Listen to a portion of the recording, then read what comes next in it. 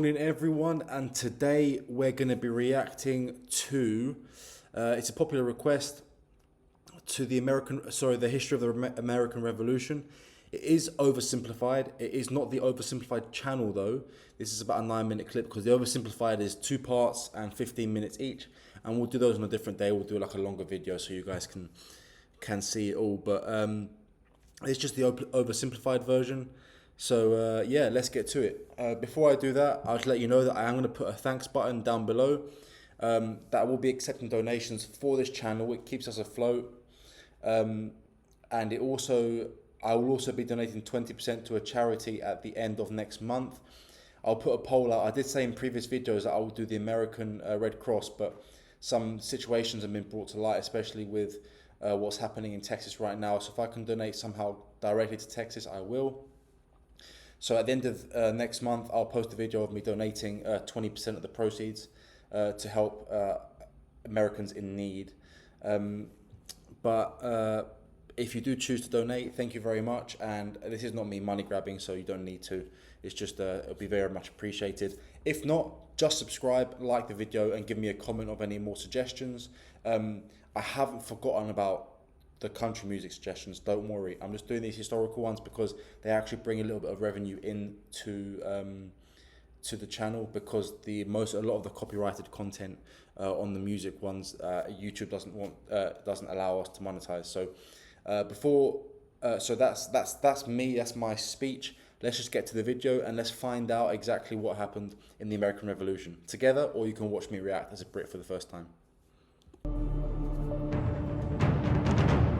The American Revolutionary War, also called the American Revolution, was initiated by 13 North American colonies of Great Britain against the Kingdom over their opposition to its direct taxation and lack of colonial representation.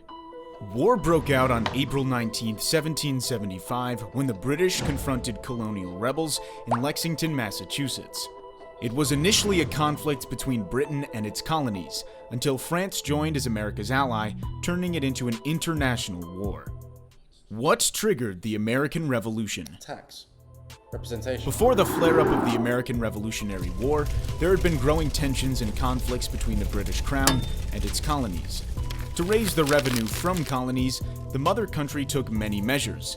The Sugar Act of 1764 aimed at ending the smuggling trade in sugar and molasses from the French and Dutch West Indies.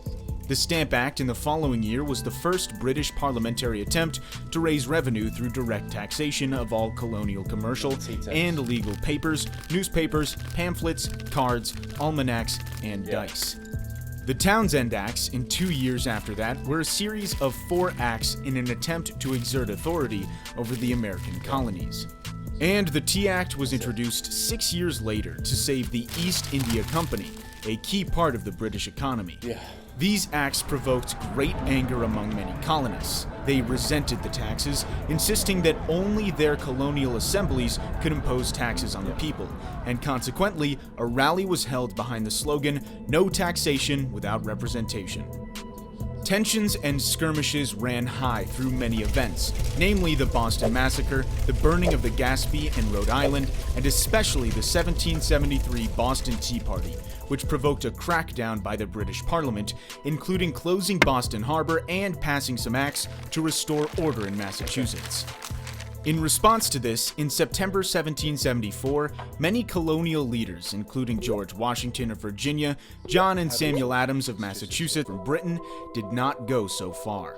Tensions flared up on the night of April 18, 1775, when British troops marched to Concord, Massachusetts to seize an arms cache. It is the shot heard round the world in the battles of Lexington and Concord on the next day that kicked off the American Revolutionary War. Declaration of Independence. Pennsylvania Avenue. In June 1775, Continental Army, with General George Washington as its commander, was formed in the Second Continental Congress in Philadelphia. I have a copy of this. That same month, American troops were defeated by the British at the Battle of Bunker Hill in Massachusetts.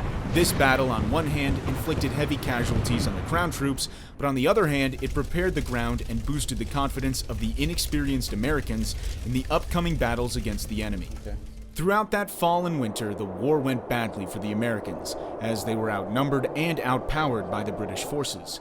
However, in late winter, the balance of the fight was shifted when British artillery was captured at Fort Ticonderoga in New York. In March 1776, the British, led by General William Howe, the commander-in-chief of the British Army, retreated to Canada to prepare for a major invasion of New York. 1 year after the beginning, the Revolutionary War was at full scale, and by June 1776, many colonists demanded independence from Britain.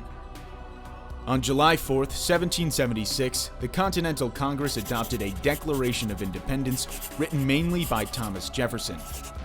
That same month, a large British fleet was sent to New York with the aim to crush the rebellion. 2 months later, routed by Howe's Redcoats on Long Island, Washington's troops were forced to evacuate from New York City.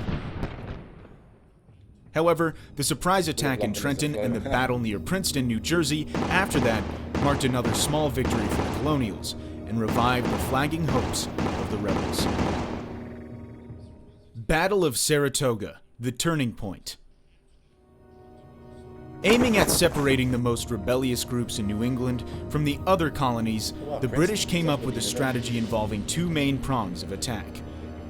One led by General John Burgoyne, marching south from Canada, planned to meet the other led by Howe on the Hudson River. In July, in an attempt to retake Fort Ticonderoga, Burgoyne's troops suffered a devastating loss to the Americans. While Howe troops moved southward from New York to confront Washington's army near the Chesapeake Bay, town Maryland, but was compelled to withdraw to winter quarters at Valley Forge. In the north, the story was different.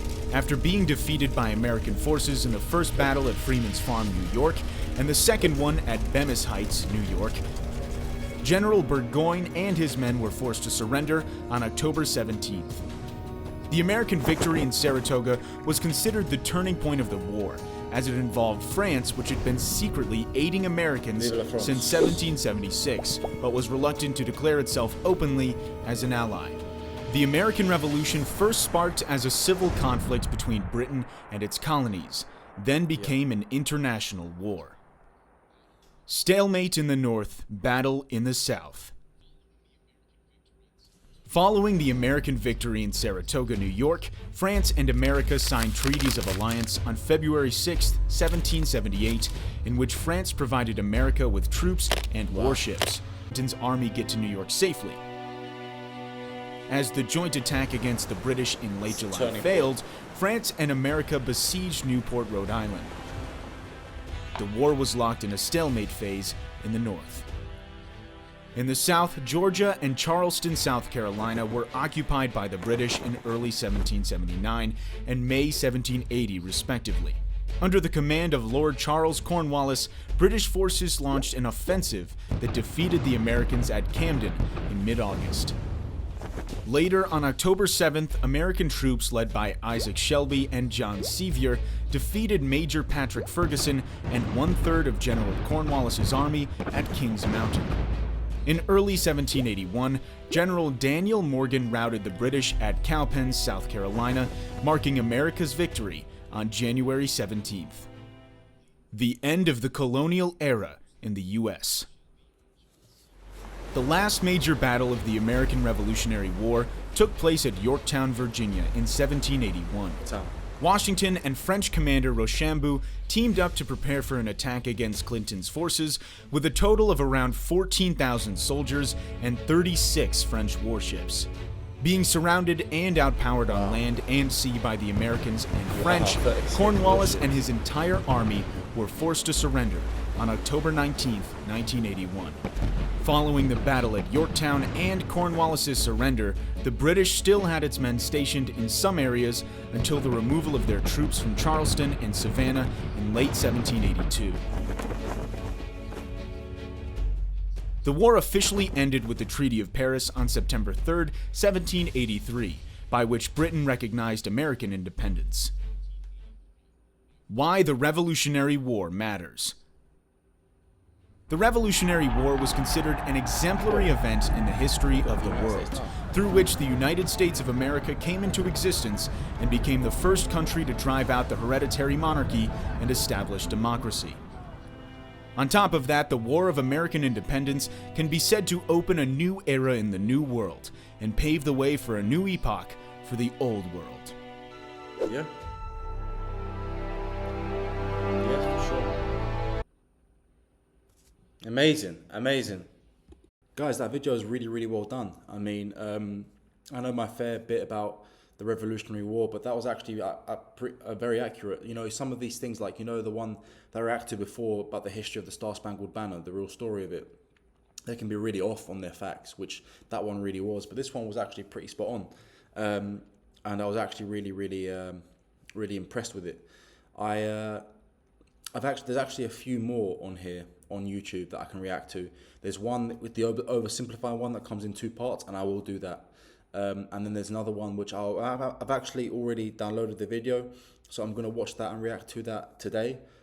See if it gives me some different facts, some different perspective, and sort of increases my knowledge on the whole thing. Because realistically speaking, if I watch 3 separate videos from 3 separate sources about the same sort of event, I can sort of gauge a much better understanding of it. And moving to the United States, I want to know as much as I can about the Revolutionary War.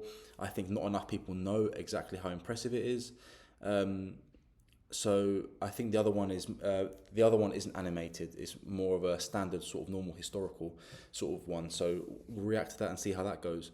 But this was actually really, really great. No one actually recommended this one. This kind of popped up on my feed, and I thought, do you know what? I've been getting some really good responses from history videos and history of the United States, so it'd be a really good one to watch. So yeah, I mean, it shows, guys, as Americans, you should be proud. That is an impressive thing to do.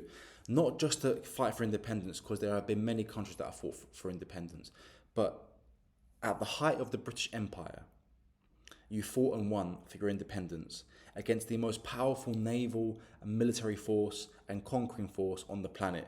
Now, yes, of course, there was help from the French. Now, that's actually an interesting point. Comment down below. Why isn't the American bond with the French as strong realistically as it should be? Because actually, the UK would say the UK is the US's greatest ally. That's interesting. Do you think it's possible it's anything to do with the language and similar values, maybe? Because realistically speaking, we were the enemy, the French were the ally, and you know, they even gave you the Statue of Liberty, which is copper, by the way. It should actually be copper color, just because of oxidization. It's green, just in case you didn't know that. You probably did, though, being Americans.